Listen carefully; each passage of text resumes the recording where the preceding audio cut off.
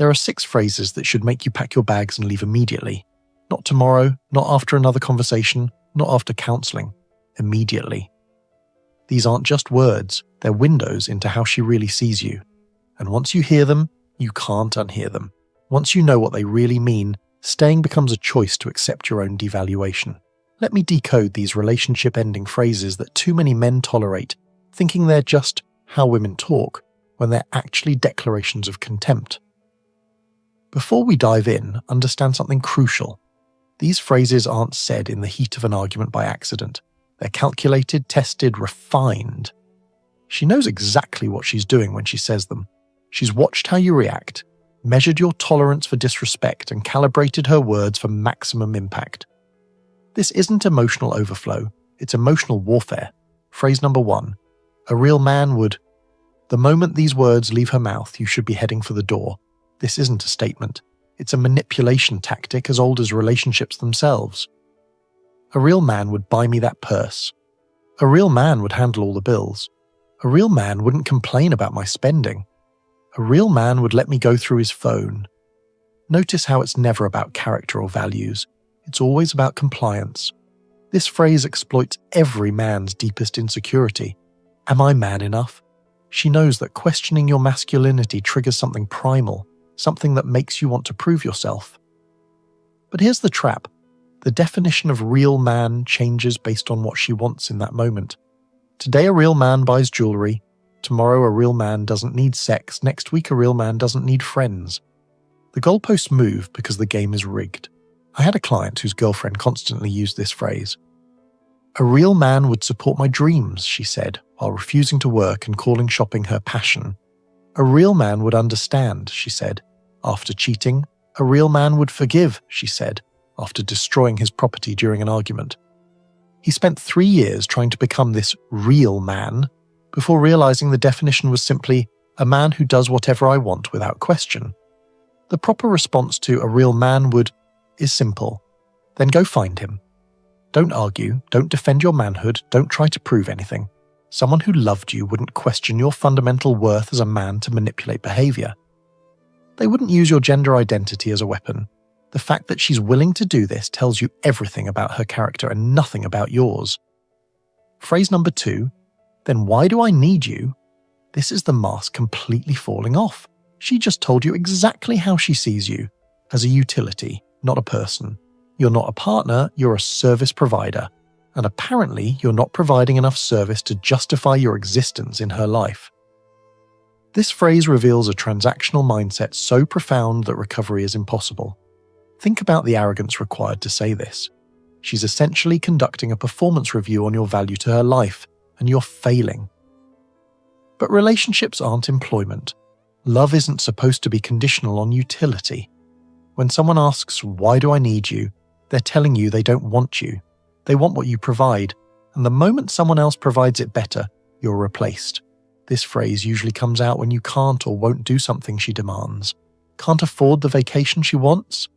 Then why do I need you? Won't skip your mother's birthday for her friend's party? Then why do I need you? It's emotional terrorism designed to make you scramble to prove your worth. But someone who actually loved you would never question your fundamental value based on a single situation. A client heard this phrase when he lost his job. 8 years of marriage, 2 kids, and the moment his income stopped, his wife asked, "If you can't provide, why do I need you?" Not, "How can I help?" Not, "We'll get through this together." Her first thought was about his utility to her. He found a new job in 3 months, but he never forgot that revelation. They're divorced now, and he's with someone who sees him as a person, not a paycheck. The manipulation here is multi-layered.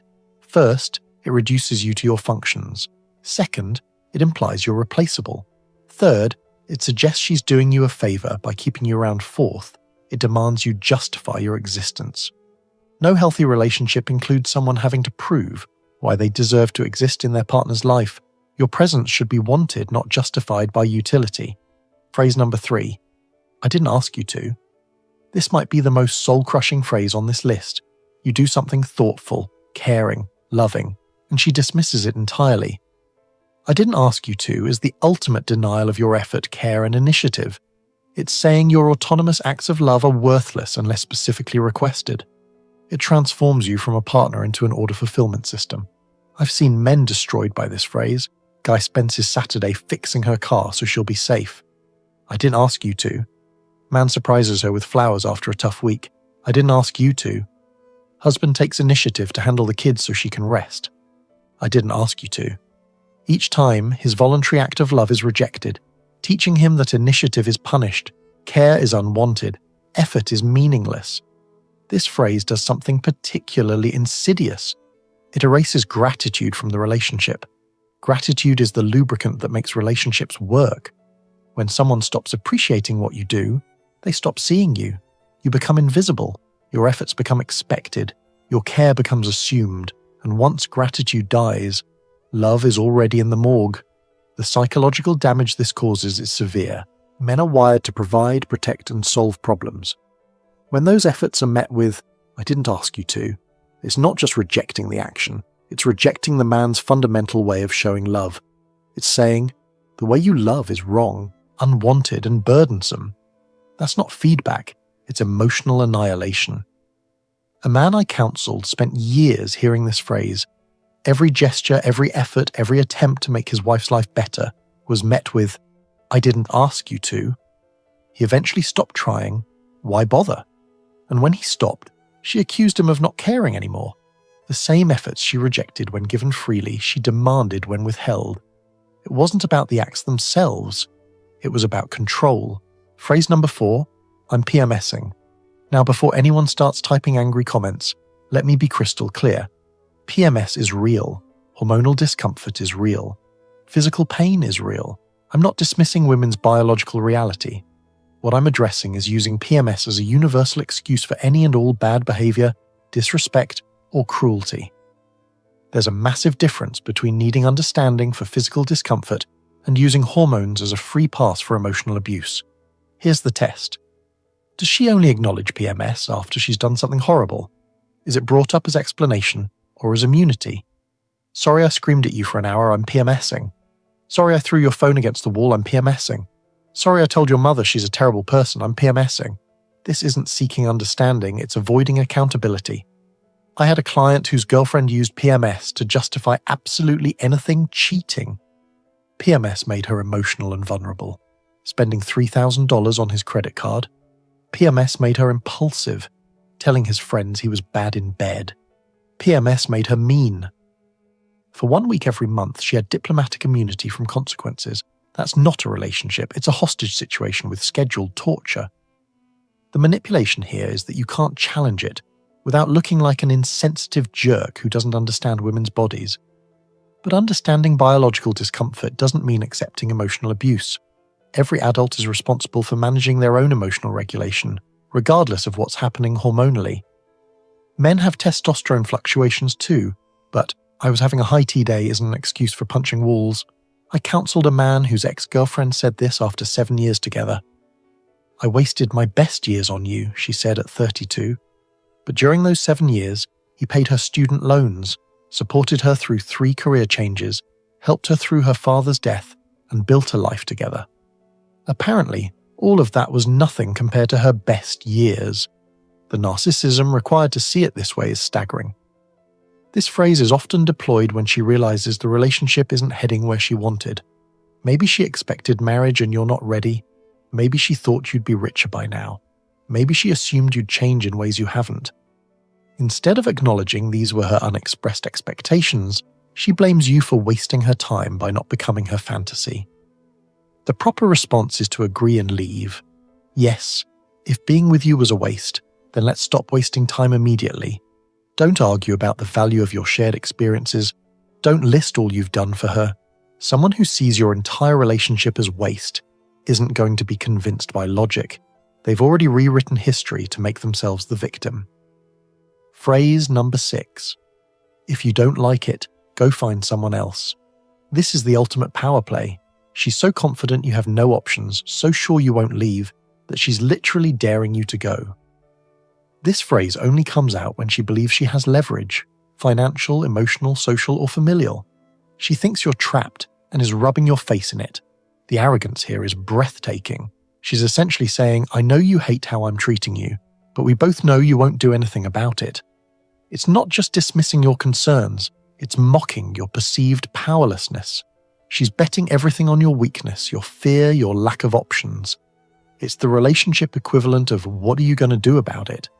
This phrase often emerges when she's gained weight, stopped having sex, become disrespectful, or otherwise violated relationship expectations. Instead of addressing the issue, she deflects with this ultimatum. But notice, it's never said with sadness about potentially losing you. It's said with contempt, with confidence that you're too weak to actually leave. A client heard this when he complained about his wife's spending. She'd run up $30,000 in credit card debt on his accounts. When he confronted her, she said, "If you don't like how I spend, go find someone else." She knew he wouldn't leave because of the kids. She knew he feared divorce court. She was right. He stayed another 2 years of financial abuse before finally breaking. The tragedy is that many men hear this phrase and don't leave. They internalize it as proof they're stuck. But this phrase should be a gift. It's her telling you exactly what to do. She's literally giving you permission to find someone better. Take it. Call her bluff. Pack your things and go. The shock on her face when you actually leave is worth the price of admission. Here's what all 6 phrases have in common. They reveal a woman who doesn't see you as a person. You're a tool, a resource, a function, an accessory to her life. Your feelings don't matter. Your efforts don't count. Your needs are irrelevant. You exist to serve her purposes, and when you fail or refuse, you're defective and replaceable. These phrases also share another characteristic. They're tests. She's testing how much disrespect you'll tolerate, how much devaluation you'll accept, how small she can make you feel while you still stay. Each time you tolerate one of these phrases, you fail the test. You teach her that this behavior is acceptable, that you'll endure anything, that you have no boundaries. The societal conditioning that makes men tolerate this is strong. We're told that women are just more emotional, and we need to be understanding. We're told that relationships require compromise, which somehow always means men compromising. We're told that happy wife, happy life, as if our happiness is irrelevant. This conditioning keeps men in abusive situations thinking it's normal. But it's not normal, it's not acceptable, and you don't have to tolerate it. A woman who loves you wouldn't question your manhood to manipulate you, wouldn't evaluate your utility like your equipment, wouldn't dismiss your efforts with contempt, wouldn't use biology as an excuse for cruelty, wouldn't see your time together as waste, wouldn't dare you to leave. The damage these phrases do is cumulative. Each one chips away at your self-worth, your confidence, your sense of reality. You start believing maybe you're not a real man, maybe you're not providing enough value, maybe your efforts are worthless, maybe you deserve the treatment. This is how emotional abuse works. It makes you complicit in your own destruction. I've seen strong, successful men reduced to shells by these phrases. Men who run companies but can't stand up to their wives. Men who've served in combat but cower at their girlfriend's contempt. Men who would die for their families but are dying from their families instead. The psychological warfare these phrases represent is more damaging than most physical abuse. The solution isn't to argue when you hear these phrases. Don't defend yourself. Don't try to prove her wrong. Don't engage in the discussion she's trying to have. These phrases aren't invitations to dialogue, they're declarations of war. And the only winning move in this war is not to play. Leave. Walk away. Choose yourself. When you leave, something interesting happens. Suddenly she remembers your value. Suddenly she appreciates what you did. Suddenly she wants to work on things, but this isn't real change. It's panic at losing control. The contempt hasn't disappeared. It's just temporarily hidden. Give her another chance, and these phrases will return, usually worse than before. The recovery from hearing these phrases takes time. You'll doubt yourself. Question if you overreacted. Wonder if maybe you should have tried harder. This is normal. It's the aftermath of emotional abuse. Your brain is trying to make sense of someone who claimed to love you saying things designed to destroy you. It doesn't compute because healthy people can't imagine being that cruel to someone they love. But here's the truth that will set you free. Someone who says these things doesn't love you. Love doesn't question your worth as a human. Love doesn't reduce you to utility. Love doesn't dismiss your efforts. Love doesn't use biology as an excuse for cruelty. Love doesn't see time together as waste. Love doesn't dare you to leave. What you experienced wasn't love. It was exploitation disguised as relationship. The standards you accept determine the life you live. If you tolerate these phrases, you're accepting a life of disrespect, devaluation, and emotional abuse. You're teaching not just her, but yourself, that this is what you deserve. Every time you stay after hearing these phrases, you're voting for your own suffering. But when you refuse to tolerate them, everything changes. You might lose that specific relationship, but you gain something invaluable: self-respect. You send a message to the universe about what you will and won't accept. You create space for someone who actually values you to enter your life. You choose dignity over dependency. I've worked with hundreds of men who've heard these phrases. The ones who stayed got worse treatment over time. The disrespect escalated, the contempt deepened. The phrases got crueler, but the ones who left, they found peace. Many found better partners. All found themselves. The temporary pain of leaving was nothing compared to the permanent pain of staying. There's a lie our culture tells men, that we need to endure anything for love. That suffering in relationships proves commitment. That tolerating disrespect shows strength. But real strength is having standards. Real commitment is to your own well-being. Real love doesn't require you to accept emotional abuse. The fear that keeps men tolerating these phrases is usually about being alone. But being alone is infinitely better than being with someone who sees you as less than human. Solitude is peaceful. Contempt is torture. An empty bed beats a bed shared with someone who despises you. No relationship is better than an abusive relationship. Some men worry about the kids, thinking staying in an abusive situation is better for them. It's not. Your children are learning what relationships look like from watching yours. Every time they see their mother disrespect you and you accept it, they're learning that's normal. Your sons learn to accept abuse. Your daughters learn to deliver it. Leaving teaches them that self-respect matters. The financial fears are real but overblown. Yes, divorce is expensive. Yes, you might pay alimony or child support. But what's the cost of staying? The therapy you'll need. The health problems from chronic stress. The career damage from being emotionally destroyed. The years of a life stress steals. Leaving might cost money, but staying costs everything. Here's my challenge to you. Make these 6 phrases your red lines. The moment you hear any of them, start planning your exit. Not negotiating, not counseling, not hoping for change. Leaving. Because someone who says these things has already left the relationship emotionally. They're just keeping you around for utility while destroying you for sport. You deserve better than being someone's utility. Better than being questioned and tested. Better than having your efforts dismissed. Better than being blamed for someone else's choices. Better than being dared to find happiness elsewhere. You deserve someone who sees you as a person, values you as a partner, and treats you with basic human respect. The transformation that happens when you refuse to tolerate these phrases is profound. You stop attracting women who would say them. You start recognizing disrespect earlier. You develop an allergy to contempt. Your standards rise, and mysteriously, people rise to meet them.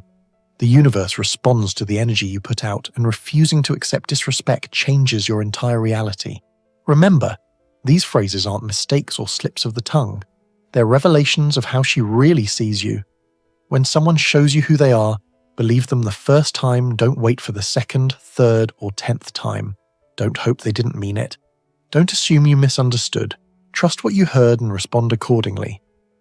The most powerful thing you can do when hearing these phrases is to simply say, okay, and then leave. Don't argue, don't explain, don't justify. Just acknowledge that you've heard her loud and clear and then act on that information. The calm acceptance followed by decisive action is more powerful than any argument you could make. Your time, energy, and emotion are finite resources. Every moment you spend with someone who says these phrases is a moment you're not spending. Finding someone who would never dream of saying them. Every ounce of energy you waste on someone who sees you as utility is energy. You're not investing in someone who sees you as irreplaceable. The men who escape these toxic dynamics often say the same thing. I wish I'd left sooner. Not one says, I wish I'd stayed longer and tried harder. The regret is never about leaving. It's about tolerating the intolerable for as long as they did learn from their experience. Don't waste years learning what others have already learned. If you're in a relationship where these phrases are common, you're not in a relationship, you're in an extraction. She's extracting value while injecting poison. She's taking what you provide while destroying who you are. This isn't love. It's not even like, it's usage with a side of contempt. The good news is that women who would never say these phrases exist. Women who appreciate effort, respect masculinity, take accountability, manage their emotions, value time together, and want you to stay because they love you, not because you're useful. But you'll never find them while tolerating someone who speaks to you with contempt. Your assignment, if you're brave enough, memorize these 6 phrases. Make them your non-negotiables. The moment you hear them, recognize them for what they are. Relationship enders, not conversation starters. Don't try to fix someone who sees you this way. Don't try to prove your worth to someone who questions it. Just leave and find someone who already knows your value. The life waiting for you on the other side of these toxic phrases is worth the temporary discomfort of leaving. Peace instead of constant conflict. Appreciation instead of contempt. Partnership instead of exploitation. Love instead of usage. Respect instead of ridicule. It exists, but only for men brave enough to refuse the alternative. Stop tolerating the intolerable. Stop accepting disrespect as the price of companionship. Stop letting someone else's dysfunction become your life sentence. These 6 phrases are gifts. They tell you exactly who she is and exactly what you should do. Listen to them, believe them, and act accordingly. Your life is too short and too valuable to spend with someone who questions your manhood, evaluates your utility, dismisses your efforts, excuses their cruelty, regrets your time together, or dares you to leave. You deserve someone who celebrates your masculinity, appreciates your contributions, takes responsibility for their actions, values your history, and fights to keep you. The moment you stop accepting these phrases, you start becoming the man you were meant to be. Not because you changed, but because you finally stopped letting someone convince you that you needed to. You were never the problem. The problem was staying with someone who spoke to you like you were. I want to hear from you guys. Which of these phrases have you heard? Which one hit closest to home? How did you respond and what happened after? Drop your experiences in the comments. Let's help other men recognize these red flags and find the courage to refuse them. Like this video if it opened your eyes, subscribe. If you want more unfiltered truth about relationship dynamics. And remember, you teach people how to treat you by what you tolerate. Stop tolerating disrespect and watch how quickly your life improves.